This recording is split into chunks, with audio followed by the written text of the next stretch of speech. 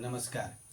आज हम लोग बात करेंगे लग्न अस्थ दूसरा दृष्कान यदि हो तो लग्न अस्थ दूसरा दृष्कान होने से व्यक्ति के शरीर के किन किन भागों का विचार किया जाता है।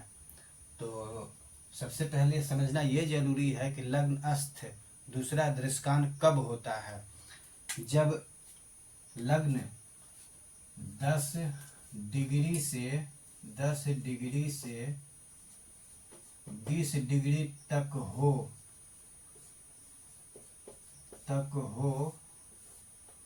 तो यह द्वितीय दृष्कान कहलाएगा। तो लग्न में यदि दूसरा दृष्कान हो तो लग्न भाव से ये हो गया लग्न भाव। लग्न भाव से व्यक्ति के कंठ का विचार किया जाएगा। कंठ का। दूसरे भाव से व्यक्ति के स्कंध का विचार किया जाएगा। स्कंध में भी दाहिने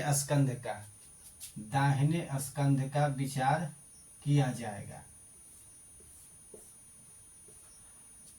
दूसरे भाव से दाहिने स्कंध का विचार होगा तो द्वादश भाव से भी स्कंध का ही विचार किया जाएगा, लेकिन द्वादश भाव से स्कंध के बाईं भाग का विचार किया जाएगा। बाईं भाग। तीसरे भाव से भुजा का विचार होगा। भुजा में भी दाहिने भुजा का।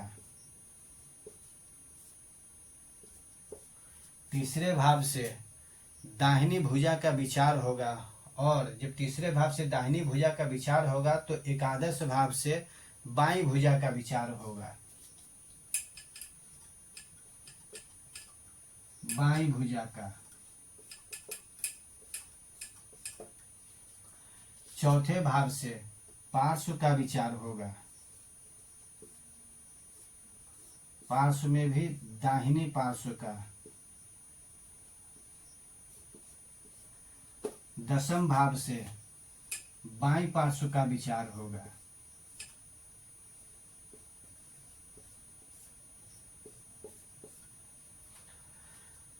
पांचवें भाव से हृदय का विचार होगा।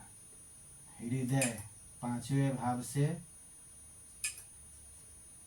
हृदय का विचार होगा। हृदय में भी हृदय के दाहिने भाग का। और नवम भाव से हृदय के बाईं भाग का विचार होगा।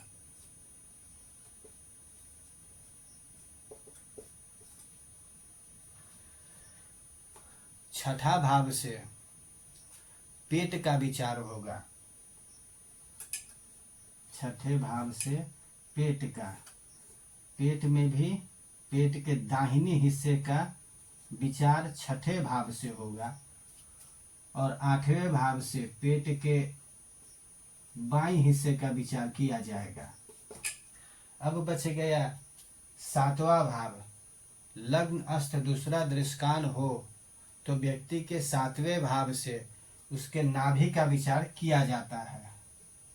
सातवें भाव से नाभि का विचार किया जाएगा। सातवें भाव से नाभि का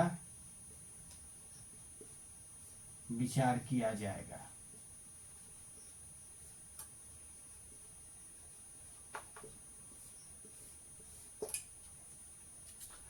लग्नस्थ यदि दूसरा दृष्कान हो तो जातक के या किसी भी व्यक्ति के, जिन व्यक्तियों का लग्नस्थ दूसरा दृष्कान हो, तो कंठ से लेकर उसके नाभि तक का शरीर के अंगों का सूक्ष्म विचार किया जाता है। लग्नस्थ दूसरा दृष्कान। लग्नस्थ। लग्न में द्वितीय दृष्कान। से अंग विचार।